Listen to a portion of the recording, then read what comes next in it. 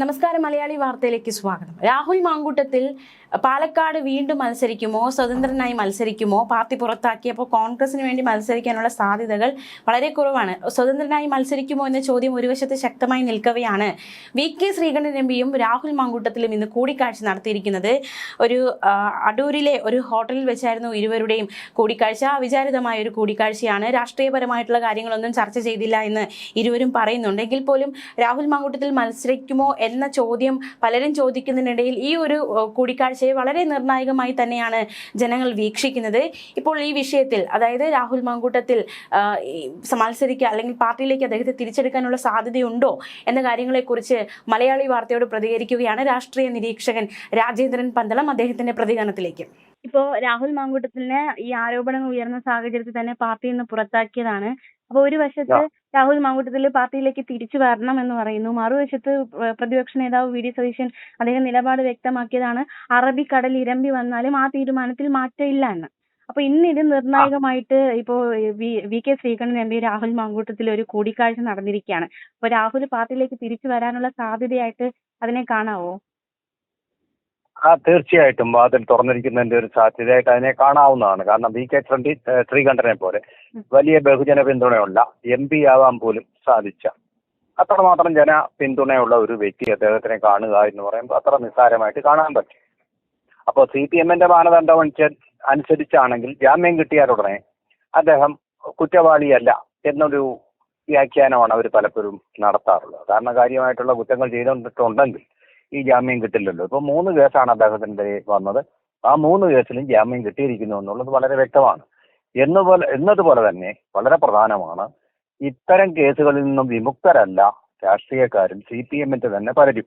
അപ്പൊ അതുകൊണ്ട് ഇവർക്കെതിരെ ഇങ്ങനെ ഒരു ആരോപണം ഉന്നയിക്കാൻ അല്ലെങ്കിൽ രാഹുൽ മാങ്കൂട്ടത്തിനെ ഇത്തരം ഒരു നീചനായിട്ടോ നികൃഷ്ടനായിട്ടോ അല്ലെങ്കിൽ ഒറ്റപ്പെടുത്തേണ്ടവനായിട്ടോ കണക്കാക്കാനുള്ള ഒരു ധാർമ്മിക അവകാശമൊന്നും CPM-നും ഇല്ല, മറ്റു പാർട്ടികൾക്കും ഇല്ല എന്നുള്ളതാണ് സത്യം.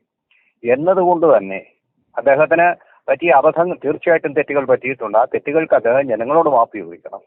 അതാണ് ശരിയായിട്ടുള്ള കീഴ്വഴക്കം. എപ്സ്റ്റീൻ ഫയലുകളിൽ പേര് വന്നപ്പോൾ ബിൽ ഗേറ്റ്സ്, അദ്ദേഹം ഒരു പൊതുപ്രവർത്തകനൊന്നും അല്ല, മുതലാളിയാണ്. എന്നിട്ടും മാപ്പ് ചോദിച്ചു. ആ മാപ്പ് ചോദിക്കാനുള്ള ഒരു വിനയവും സത്യസന്ധതയും ഒക്കെ കാണിക്കേണ്ടതാണ്. അല്ല, ഞാൻ തെറ്റ് ചെയ്തിട്ടില്ല എന്ന് വാദിക്കുന്നതിൽ അർത്ഥമില്ല. അബദ്ധം പറ്റിയിട്ടുണ്ട്, പിഴ പറ്റിയിട്ടുണ്ട്. രണ്ടുപേരും കൂടി ചേർന്ന് നടത്തിയ സംഭവങ്ങളാണ് ഇത് എന്നുള്ളത് വളരെ വ്യക്തമാണെങ്കിലും അതിൽ ഒരു വശത്ത് രാഹുൽ മാങ്കൂട്ടത്തിലുണ്ട്. അത് പറ്റാൻ പാടില്ലായിരുന്നു. പെൺകുട്ടികളുടെ ഇഷ്ടപ്രകാരം അങ്ങനെ ക്ഷണിക്കുന്ന ഇദ്ദേഹം ശ്രീകൃഷ്ണനാണ് പോയിട്ട് കാര്യങ്ങൾ രാസക്രീഡ നിർവഹിക്കാനും ഒക്കെ. അങ്ങനെ പൊതുപ്രവർത്തകന് പോകാനൊരു അങ്ങനെയാണെങ്കിൽ പൊതുപ്രവർത്തനത്തിലേക്ക് വരരുതായിരുന്നു, രാഷ്ട്രീയത്തിലേക്ക് വരരുത്. അങ്ങനെ എത്രയോ പേര് മംഗലശ്ശേരി നീലകണ്ഠനെ പോലെ ഇങ്ങനെയുള്ള ഇഷ്ടകാര്യങ്ങൾ സാധിക്കാൻ വേണ്ടിയിട്ട് ഏതറ്റവും വരുന്ന എത്രയോ കഥാപാത്രങ്ങൾ നമുക്ക് ചുറ്റുമുണ്ട്. അവർക്കെതിരെയൊന്നും ഒരു കേസുമില്ലാതെ മാന്യന്മാരായിട്ട് സമൂഹത്തിൽ ചവഞ്ഞു നടക്കുന്നില്ലേ. മാധ്യമപ്രവർത്തകരിൽ അങ്ങനെയുള്ള ആൾക്കാരില്ലേ.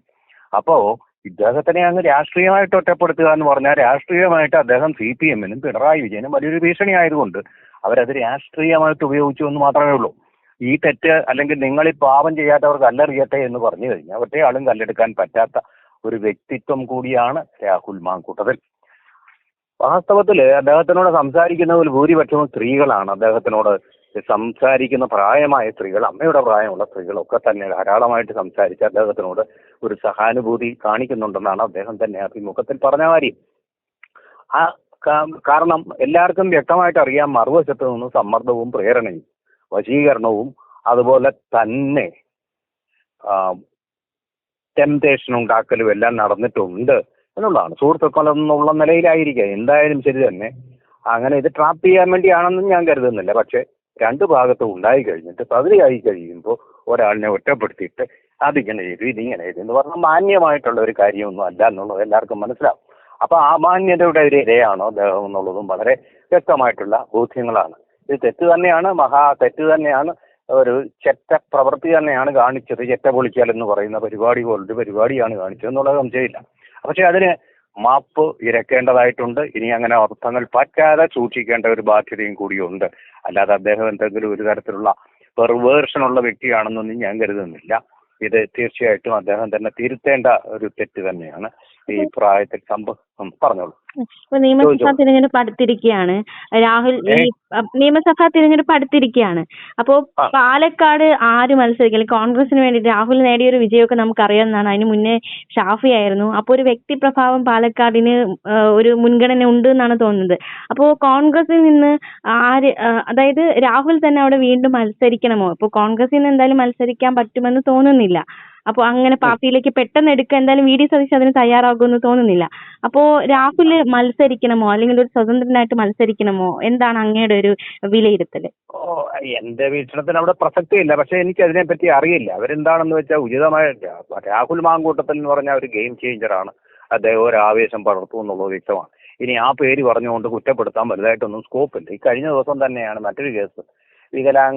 അംഗവൈകല്യം, അതായത് ബദിരനും മൂകനുമായിട്ടുള്ള ഒരു പ്രായമാകാത്ത കുട്ടിയെ ബലാത്സംഗം ചെയ്യാനായിട്ട് സഫ്ന എന്നാണ് ആ കുട്ടിയുടെ പേര്. പരി പറയാൻ കാരണം അവളല്ല, അവളെ വേട്ടയാടി, ആ പയ്യനെ വേട്ടയാടി അതിന് വഴങ്ങാതിരുന്നപ്പോൾ 4-5 പേരെ കൂട്ടിക്കൊണ്ടുവന്ന് അവനെ, അംഗവൈകല്യമുള്ളവനെ, ഊമയും ബദിരനുമായിട്ടുള്ള അവനെ തല്ലി നാശമാക്കി നശിപ്പിച്ചു കളഞ്ഞു. എന്നിട്ട് കൂസലും ധിക്കാരവും ഇല്ലാതെ ആളുകളുടെ ക്യാമറയ്ക്ക് മുമ്പിൽ വന്നിട്ട് അവള് പെരുമാറുന്ന പെരുമാറ്റം.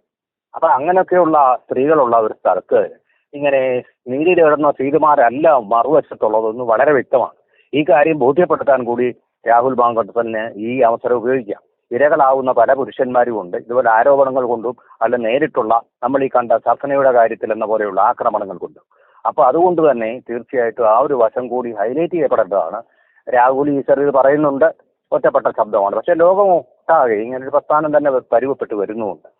കാരണം ആ തരത്തിൽ ഒരു ഹോർമോണലായിട്ടുള്ള ഒരു ഈക്വാലിറ്റി ആണുങ്ങളും തമ്മിൽ ഇല്ല എന്നുള്ള ഒരു വ്യത്യാസവും കൂടി നിലനിൽക്കുന്നുണ്ട്.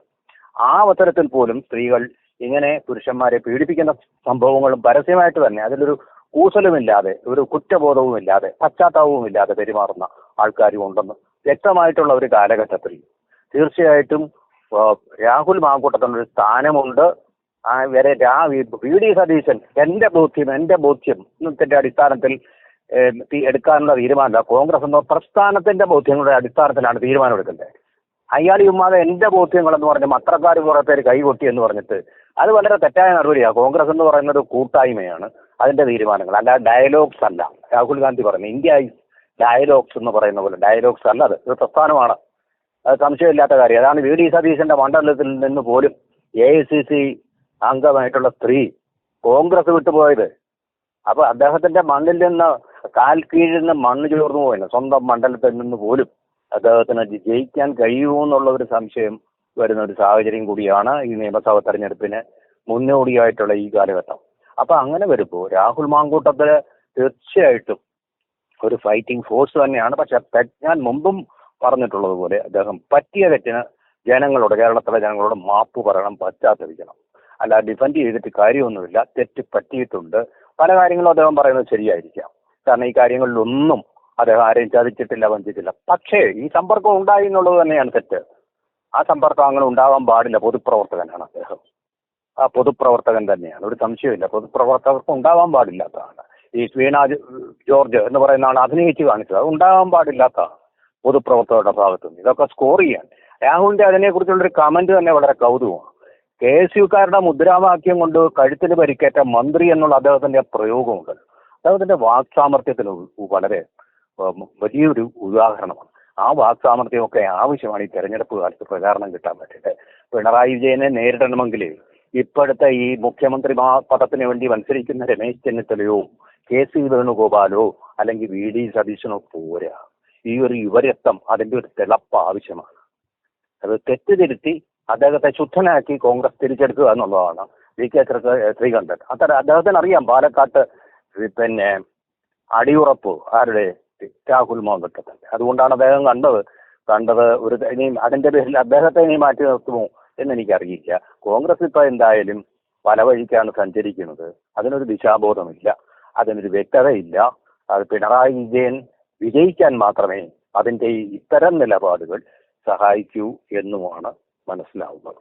അപ്പോ കോൺഗ്രസിലെ മുതിർന്ന നേതാക്കളൊന്നും ഈ ഇപ്പോഴത്തെ സർക്കാരിൽ അല്ലെങ്കിൽ പിണറായിയെ നേരിടാൻ മുതിർന്ന നേതാക്കൾക്ക് അവർ പോരാ എന്നാണോ, അതോ യുവ നേതാക്കൾ തന്നെ ഇറങ്ങണം എന്നാണോ? എന്താണ് ഒരു വ്യക്തമായ ഒരു യുവരക്തം വേണം. ഏത് കാര്യത്തിലായാലും യുവരക്തത്തിന്റെ ഒരു പങ്ക് വേണം. അതിൽ ഏറ്റവും പാർട്ടിയെ സംബന്ധിച്ചുള്ള അദ്ദേഹത്തിന് വ്യക്തിപരമായിട്ടുള്ള കുഴപ്പങ്ങൾ സംഭവിച്ചിട്ടുണ്ട്. അത് വേറൊരു കാര്യം.